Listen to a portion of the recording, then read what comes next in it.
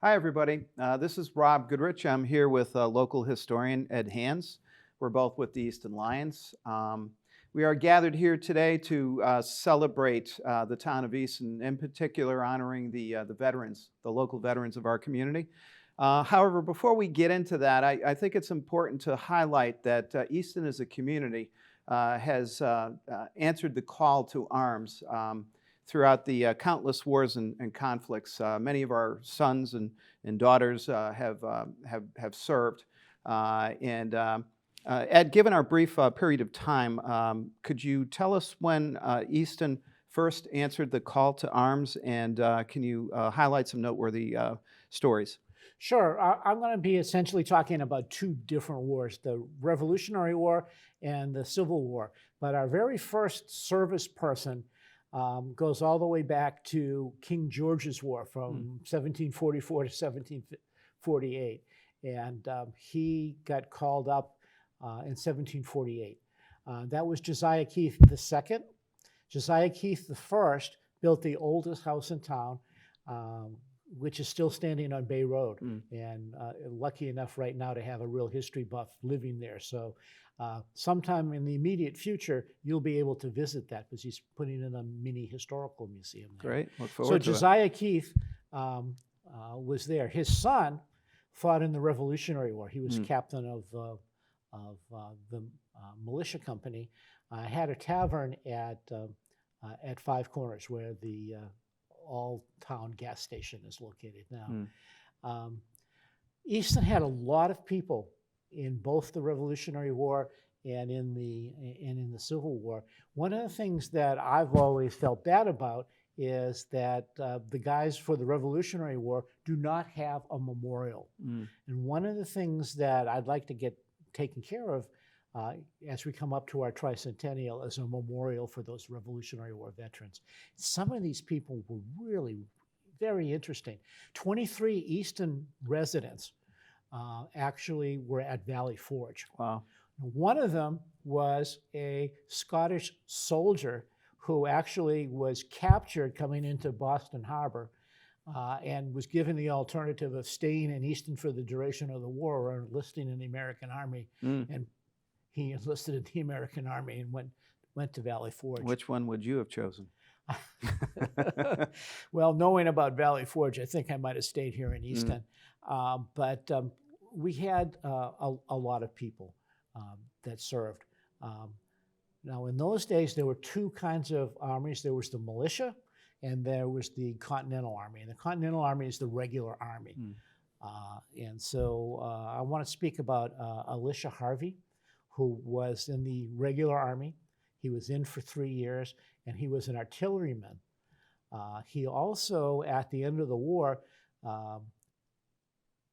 believed in the revolutionary cause so much that he became a member of the Order of Cincinnati, which were the officers who supported George Washington. But Harvey was an artilleryman. The Historical Society is lucky enough to have his Galilean calipers, which had all the instructions on how to fire the cannon, basically on this divider. And at the Battle of Brooklyn Heights, his position was being overrun. Luckily for him, his cannons were all charged, ready to go. He told his gun crews to run away, and he fired off the cannons in the face of the British, and then rolled the cannons down this hill, and then ran for the river himself and got in one of the boats and was hauled away. Wow. He also served right through to the surrender at Yorktown. So he had a million stories to tell, and according to our very first historian in 1886, there were old people at that time who remembered as youths being told stories about the Revolution by Elisha Harvey. And that's how you kind of keep the spirit of the country up, is to pass these stories of sacrifice and devotion down the way. Now, we also had James Perry. James Perry was from Southeastern. Elisha Harvey was from Northeastern.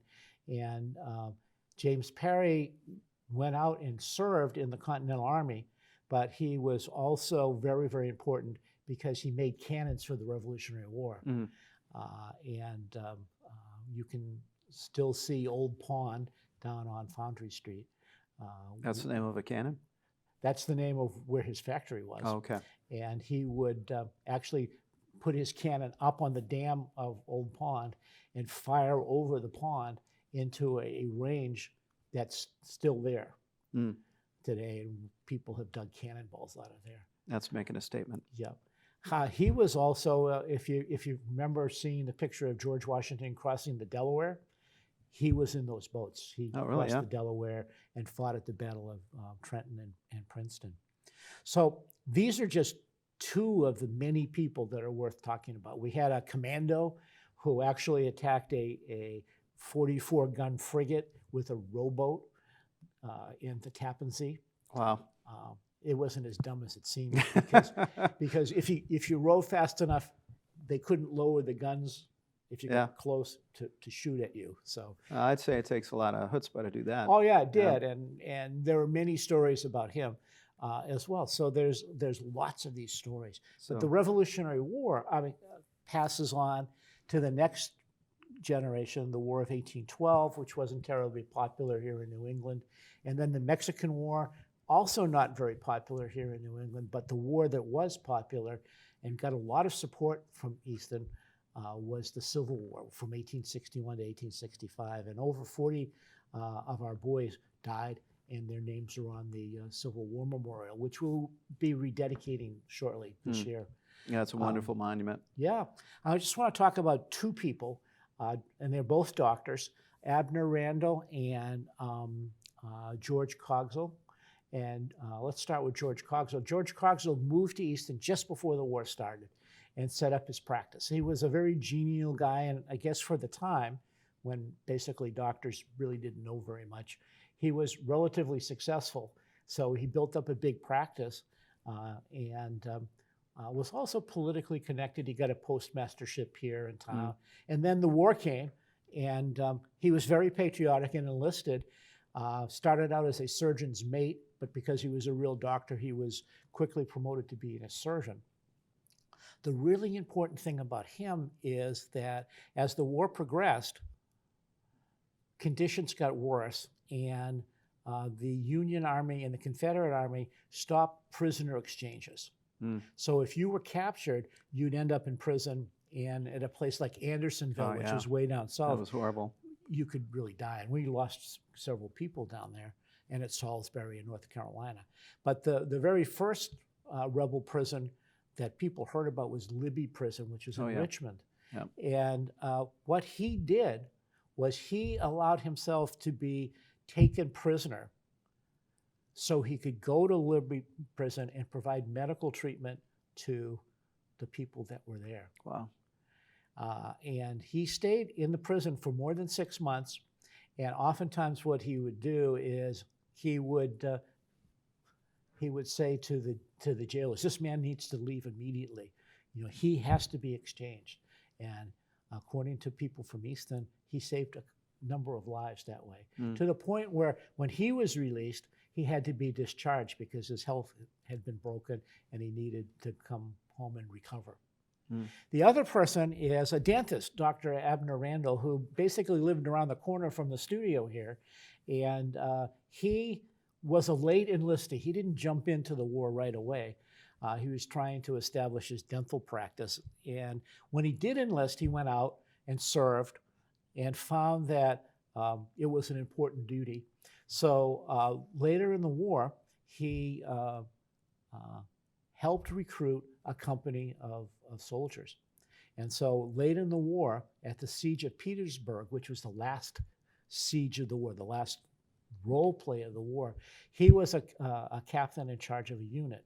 And on April 2nd, 1865, now the war ends in April 9th, on April 2nd, he leads a charge that ultimately breaks the rebel lines and causes the rebel government to relocate out of Richmond. Sadly for him, he's shot by a sniper and lives for about 5 hours and then passes away.